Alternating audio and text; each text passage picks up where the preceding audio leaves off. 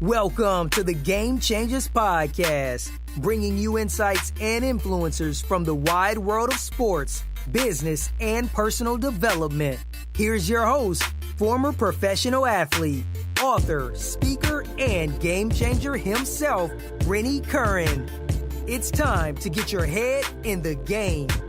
What's going on, everybody? Thank you so much for joining me on the Game Changers Podcast. Once again, my name is Rennie Curran, and man, it has been a minute since I've been able to do a podcast. So first and foremost, gotta apologize to all the people out there who've been listening to the last couple episodes, or I don't know how long you've been listening, whether you've been in it since the first episode or whether this is your first episode, wherever it is. Just want to say I apologize, man. There's been a lot going on in my business and just in life overall. But I'm back. I'm back on this podcast. And I want to really just touch on a very, very important topic that I feel like affects so many people, if not every single person. But before I get into that, I want to just talk about some updates. A lot has happened since my last podcast, as I said before. Had some holidays, Thanksgiving. I hope you guys had a wonderful Thanksgiving holiday. Hopefully you didn't eat too much. I know I did. My mom held it down. You know, my family's from Liberia, and so every year she spends a lot of time in the kitchen. My aunts come in, my sisters get in the kitchen. All I have to really do is just show up, and that's the best part about it. And those y'all, especially men out there, y'all know what I'm talking about. You know, you could just show up, and when all the food is done and ready, and you just chat on, you pass out, take a little nap, and then you get back in there and you hit round two. Like, that's how I usually do it. So did that again for this Thanksgiving. It was a good time, and real simple, man. We don't really cook too much food, but just enough for everybody to get some. We have usually a mix of Liberian dishes and then some American dishes as well, but it's always some good food. So if any of y'all ever want to come by, just hit me up and let me know. And of course, after that was Black Friday. So hopefully y'all didn't spend too much money on things you didn't need, TVs and electronics and all that good stuff. And then beyond that, just with personal life, when it comes to my business, I've been really just doing a lot of speaking, traveling to, most recently, the farthest place I've been to is Biloxi, Mississippi. Went out there and was a part of the Rockstar event with the Danny Raspberry Group. And it was all about empowering those in the insurance industry just on how to really set themselves apart, how to be rock stars in their industries, in their hometown, how to leverage their personal brand. There's so many great things. And my thing was just to talk to them about different tools and tips and concepts to help them break apart in their industry and be really just game changers. You know, how do you really develop that competitive edge, whether it's mentally, physically, emotionally? How do you put it all together on the personal side and as well as the professional side and just boost your business? A lot of them were independent advisors. And so for those of you out there who are in the financial services industry, you know the importance of just your mindset when it comes to being on your own, and just how important it is to just have that perseverance and the persistence to get up every single day and get after it, you know, especially when you don't have anybody just behind you that's holding you accountable. So that was a great event, man. And after that, I came back to Atlanta and was able to speak at Coke, actually, which was huge. For any of you entrepreneurs out there, I mean, who are trying to get in with the Fortune 500 companies, any speakers out there, you know how this feels. I mean, just to be able to have a company of that caliber to invite you in to speak to their staff is a major honor. And I know for me, when I started, that was always one of my dreams. You know, I started out with, honestly, like Little League teams and just getting invited to speak to kids, and then worked my way up to schools, and then worked my way up to churches, and then got associations, Rotary clubs. And now, you know, got the opportunity to speak at Coke, which is huge. Like I said, it didn't happen overnight. A lot of work, a lot of phone calls, a lot of relationships built, and it all led me to speaking there. And once again, my message to the staff there was about how to handle change, how to handle adversity. It was all about mental toughness during times of change. And I'm going to be putting the video up on my website. So If you want to check it out, it's going to be on there pretty soon, sometime this week.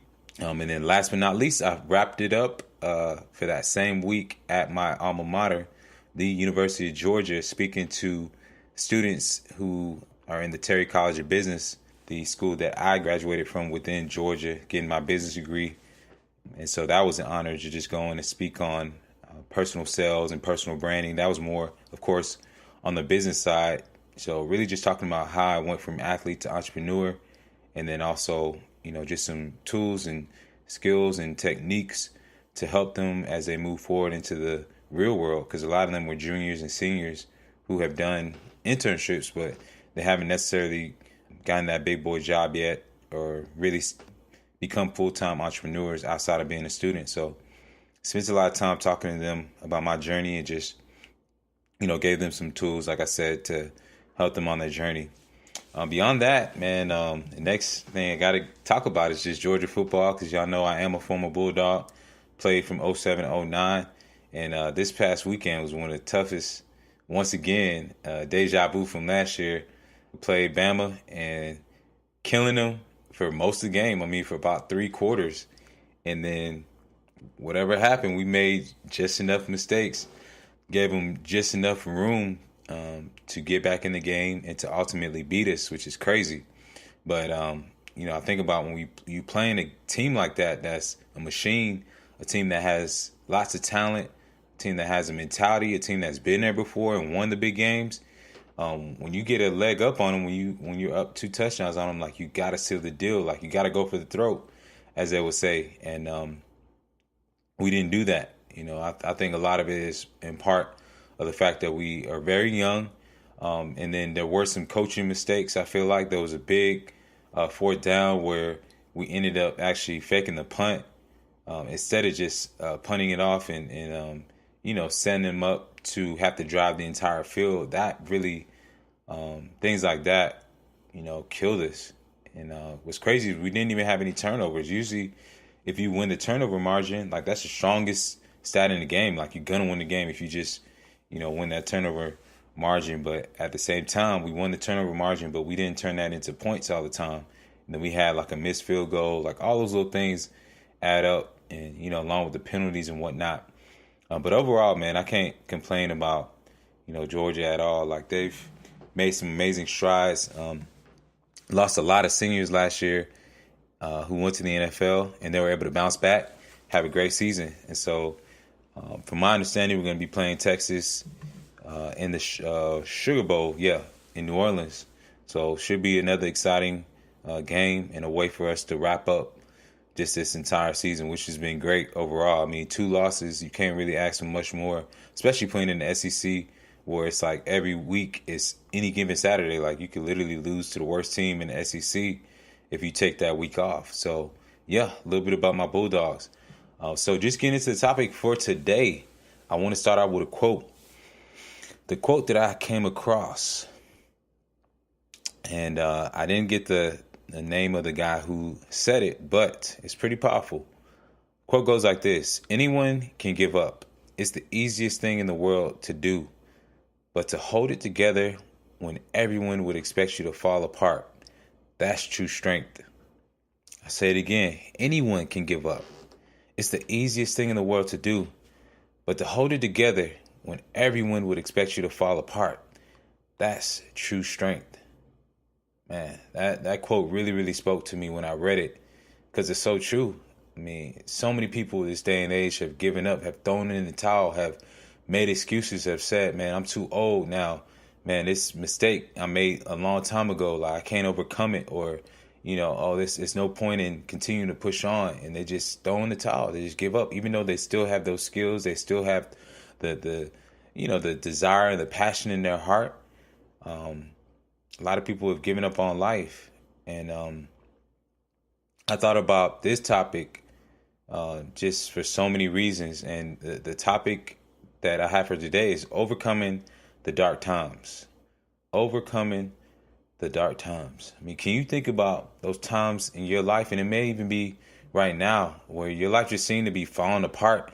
Maybe you went to bed hungry, or you cried yourself to sleep, or you were so angry with someone that you once loved that you couldn't even stand to be near them, or especially when things were once perfect or things were going so well, and then it all of a sudden just went into complete dysfunction. It's one thing when someone or something has always been bad, like when a situation has always been tough or a situation hasn't been going well.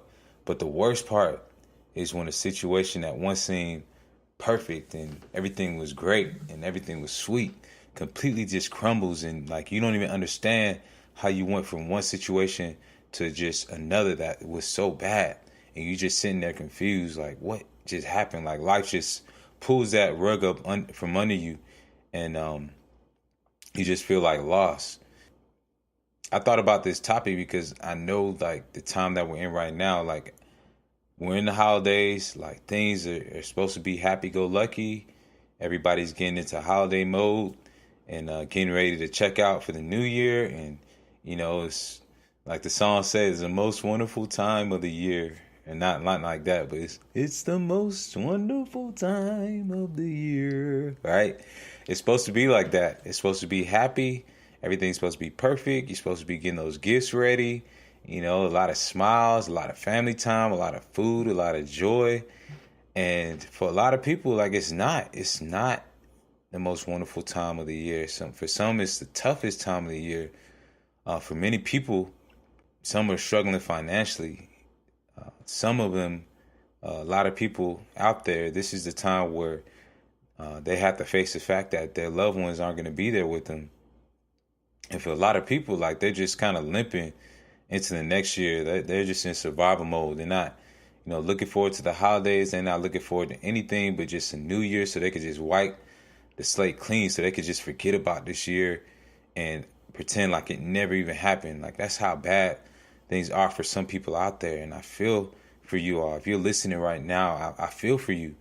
And I understand like what you're going through. And so I just wanted to speak just on that topic of how do you overcome those dark times? How do you get over those times where it just seems like all hope is lost, where it's just dark and things seem to be falling apart? And I truly believe that in order to be a game changer and in order to continue on your path to growth, like you must understand how to navigate these tough times. I believe that the path to self-mastery leads through some valley moments. Those dark times where like it's low. And if you can't learn to overcome that, I mean, achieving success is always going to be temporary. Like no matter what you accomplish, no matter what you do in your life with your family, it's always going to be temporary if you don't understand how to navigate those tough times, those dark times, and overcome adversity. And don't tell me you want to achieve success and you can't handle those tough times. Don't tell me you want to own a business or be famous, get married one day. It's like, anytime you ask somebody these things, like what they want out of life, especially the good things, everybody's excited. Everybody's fired up to talk about those things. It's like when I go to any school or I go to any organization and I ask, especially schools, I'll go and I ask the kids, what they want to be when they grow up. And everybody's so excited and fired up about, this job or that career. They want to be a football player, or they want to, own a business, or they want to be a YouTube personality. And in the back of my mind, I'm like, man, if y'all only knew what it took, a lot of them, they'll look at me and they'll be like, oh, what kind of car you drive? And,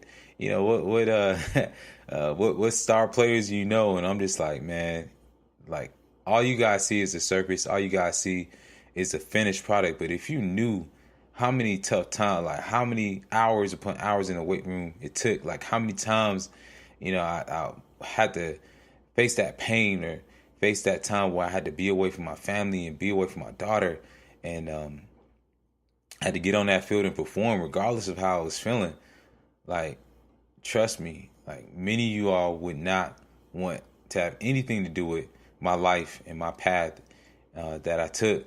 A lot of times it looks glamorous, and that's why I never envy anybody, because you never know what dark times people have to face and people have to go through. And one thing I've begun to understand is that the dark times, the tough times, the adversity, it's just part of life. It just comes with whatever you do. So you can think that, if I get this amount of money, or if I get this degree, I get this PhD, everything's going to be smooth and I'll have everything figured out. if I get with this person, we all have those things that we tell ourselves that, man, if I just get this, if I just accomplish this, if this just passes, man, everything will be good. And the truth is, like, once you once you overcome that one thing, it's gonna be something else that comes in its way, that steps in its place, that fills that void of just adversity. So learning how to embrace it is one of the biggest lessons that I've learned in life. And just to talk about some of my valley moments, the biggest valley moments that I've had in my life, I want to talk about them, and then I want to get into just how I was able to pull myself out of those moments. The first valley moment that really sticks out to me, and one that I feel like a lot of people can identify with, is family life. The family struggles, man. When I was young and growing up and I was trying to achieve my dreams, like, it was some of the toughest times in my life, and we came from humble beginnings. One thing my family is that we had peace. Like, we had this love and this bond. So if nothing else, we didn't have a lot of money, we didn't have a lot of material wealth and whatnot, but we had wealth in a sense of peace, wealth in a sense of relationships, wealth in a sense of, even if we did have arguments and different things like that, like, it didn't last long. Like, my parents were both people of faith, and so that's how we handled our household. But when I got into, I'd say, my middle school years, probably around 7th grade, that was one of the toughest times of my life. I mean, my dad, who owned the shoe repair franchise, he lost that, which sent him into a spiral of depression and alcoholism and just negativity. And, he felt like nobody really respected him, and just a lot of different things were going on. And I was so young at the time that I didn't even really know, how to handle it, how to handle seeing my father, this man who was just like a titan of a man, who was always strong, who was always just positive, and always just motivated. Just seeing him down and seeing him lost and confused and not really knowing how to handle that. And then my mom, she went through a period where she had a surgery where the complications from the surgery almost took her life. And so she spent about 6 to 8 months in a bed, like, fighting for her life. And during this time, like, I didn't know how we were going to stay in our house. Like, I didn't know how I was going to continue playing football. I didn't know how, like, my dream was ever going to come true.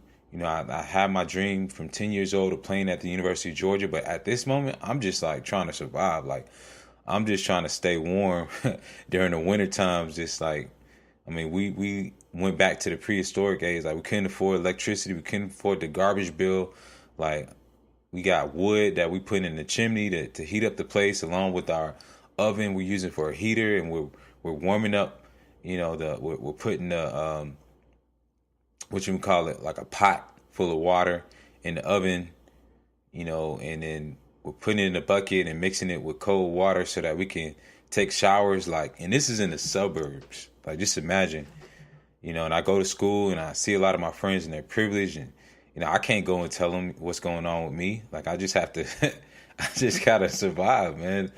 We're wearing the same clothes over and over, like, doing different things like that. And it's like, once again, it's one thing if you're in poverty and you don't really know the difference, but when you're in the suburbs and you're around, kids who have that privilege, and whose parents are, both bringing in great money, and they don't really, have to worry about food or where they're going on vacation for spring break, little things like that. Like, shit, it makes a big difference. And every day you kind of spend, like, analyzing, where you're at and what you do have and what you don't have, and you can really get stuck in that environment of just your reality, and it can just drag you down. The next major moment for me, besides that, was having my daughter. My sophomore year at University of Georgia, my daughter was born, and it changed my whole entire life. And on one end, I was excited.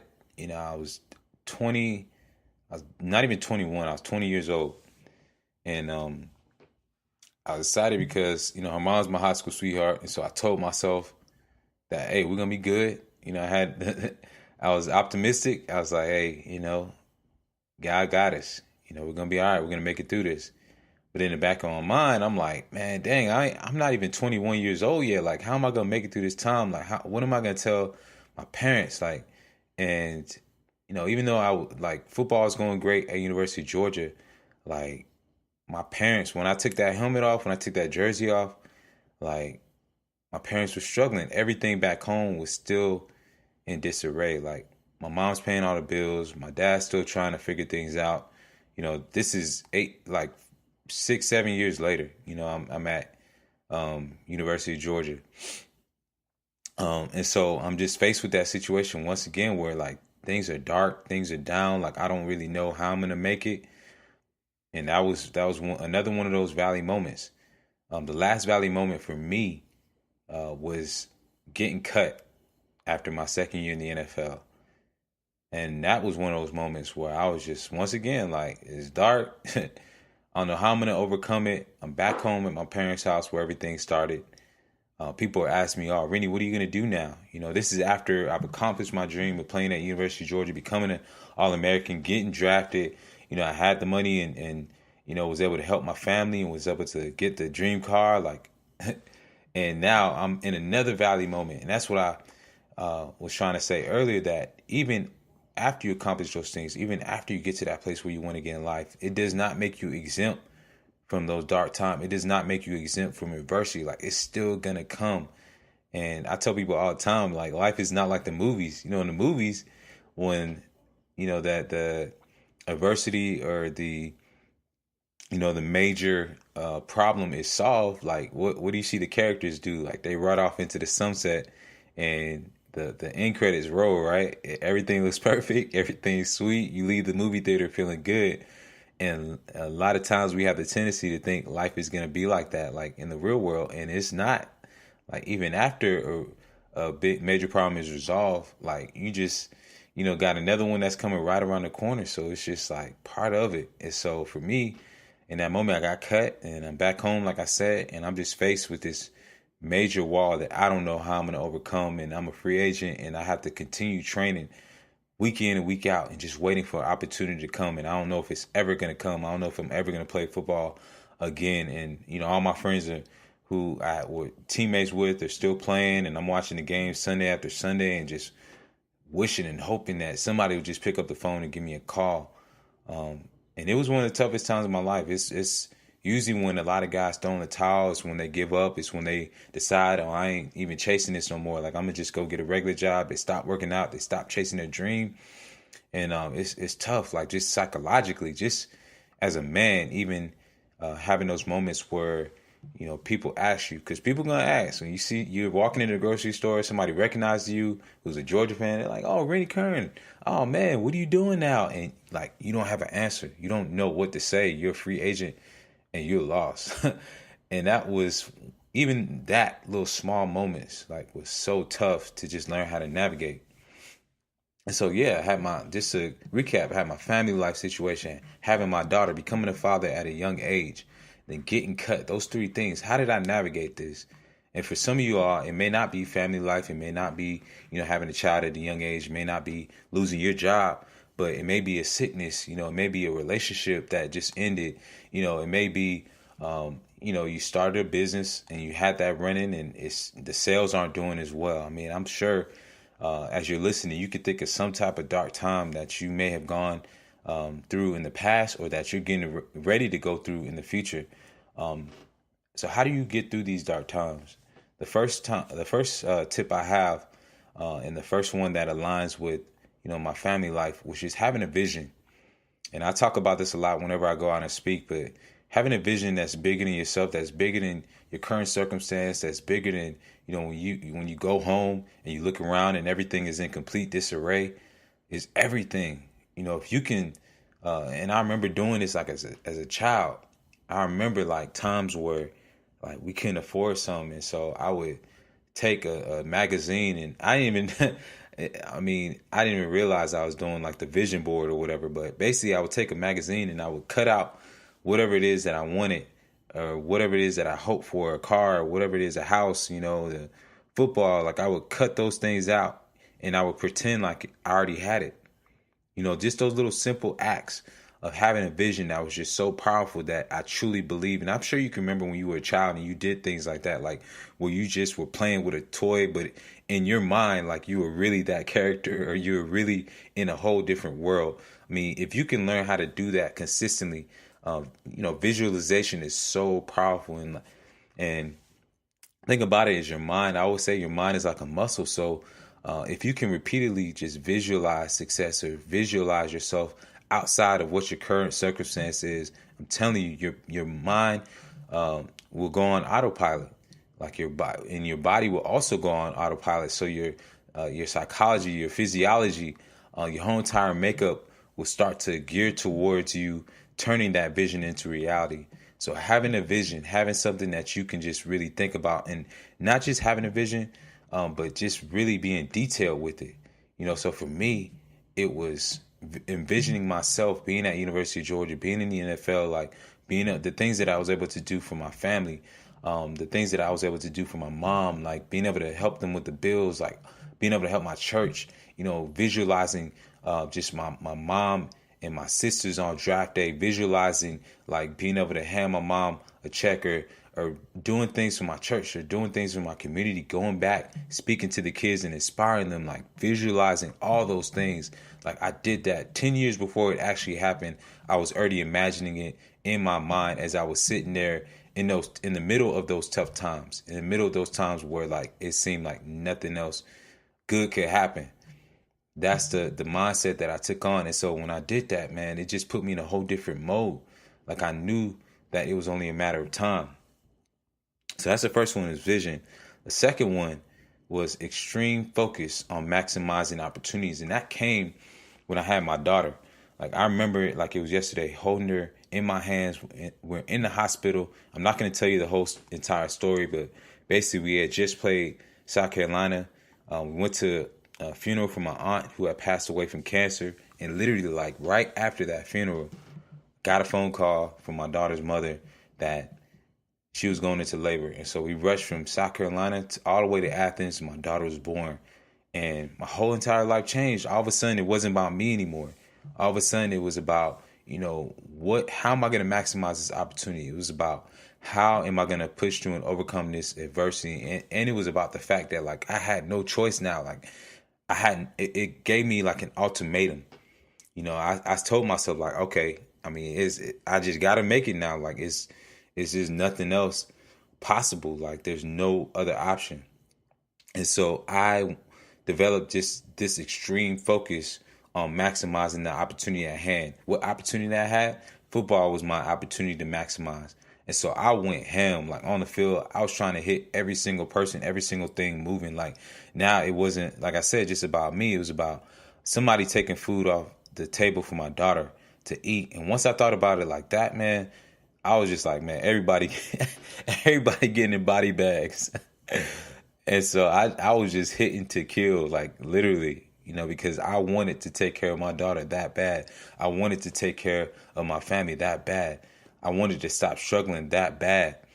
And so extreme focus, like when you're in those dark times, this is the time when you need to focus on what's to come. This is when you need to focus on the opportunities that are around you, not on the circumstances and what's going bad. You need to focus on what the solutions are. You need to focus on how you're going to pull yourself out, who you need to connect with, how you need to go in terms of the energy that you need to bring into your job or whatever opportunity that you have to take yourself out of those dark valley moments. So extreme focus is my next tip. The next tip came after I got cut and I found myself back home, and that was compassion. Compassion.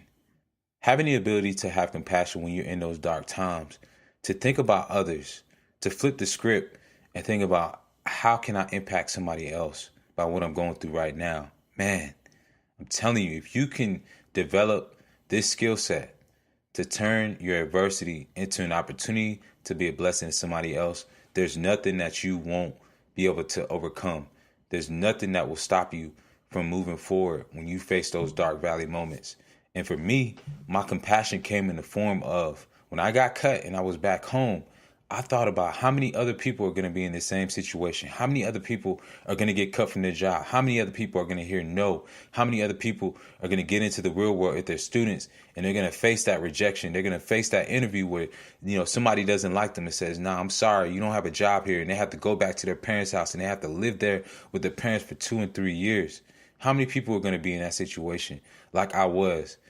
And how could me overcoming this position I was in, how could the lessons that I learned from that help them? And so that's what I focused on. It was about compassion.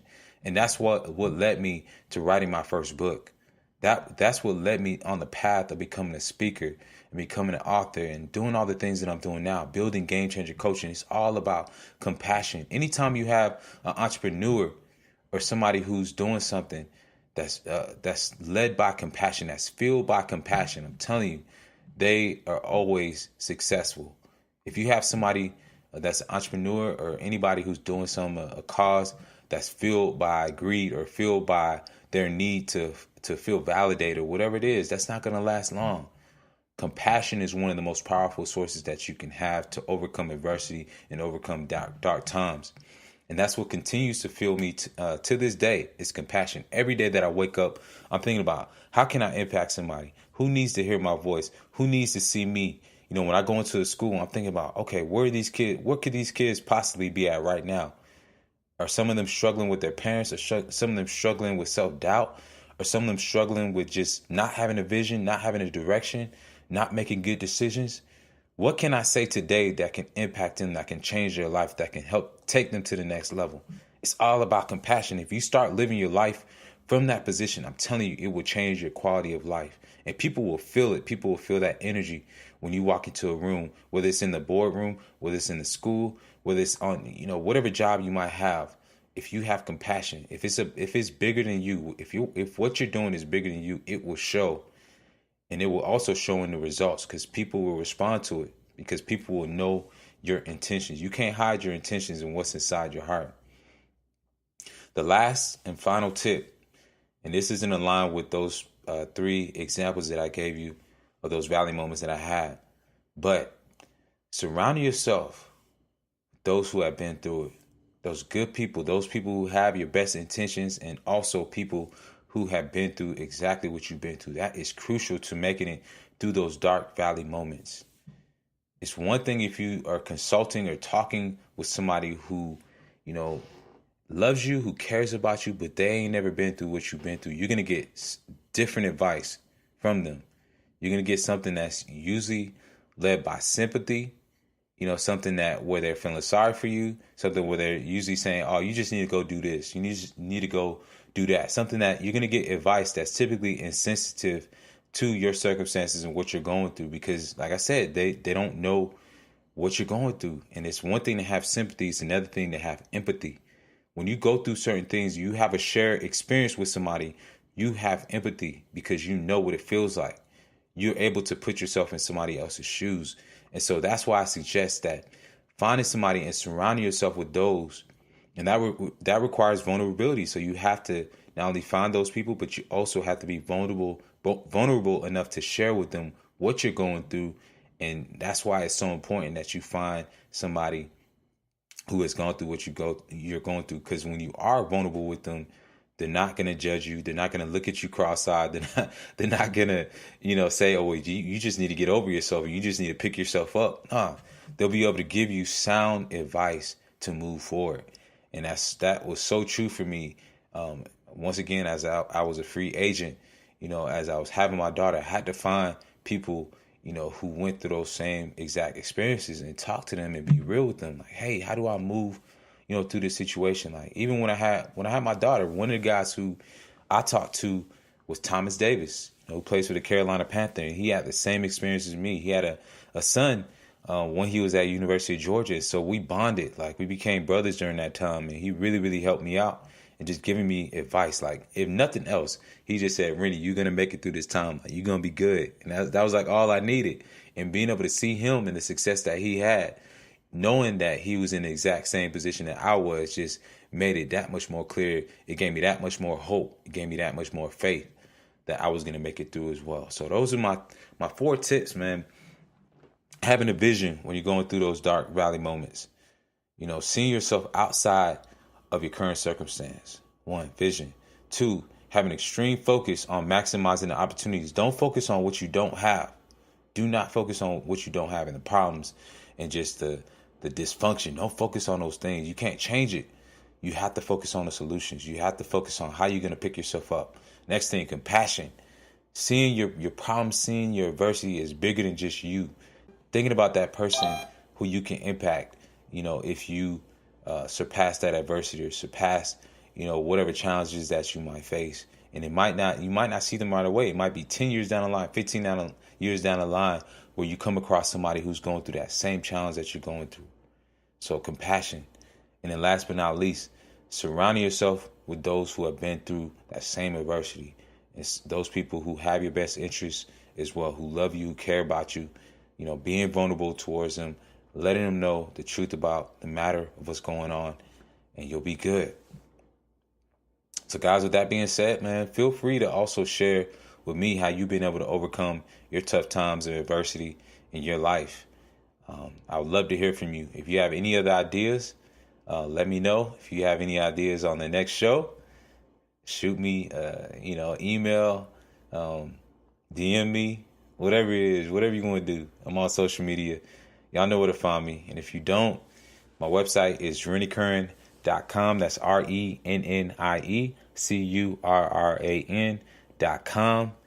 And then I'm on Instagram at Rennie Curran. That's RennieCurran. On Twitter, I'm on Facebook, I'm on LinkedIn. Get at me. If I can ever help any of you all who are going through some tough times, feel free to reach out. And as you know, I am the CEO of Game Changer Coaching, and my main mission is to help athletes, to help business professionals in anything from their personal brand. How do you transition from, being an athlete, being that business professional into owning your own business, or expanding your business by becoming an author, by becoming a speaker, by just developing different streams of revenue. I can help you with that. If you're a leader who is underperforming right now and you need to develop some strategies of just to be, more organized, or just to take your personal or professional life to the next level, please reach out and let me know how I can help. And then also for athletes, I love working with athletes as well. If you have a son, if you have a daughter who needs to just develop that mental toughness, who needs to develop that confidence, who needs to maybe get some extra training, please reach out to me as well. And I look forward to hearing from you all. And please continue to tune in. Please leave reviews. Last but not least, be a game changer. Thank you.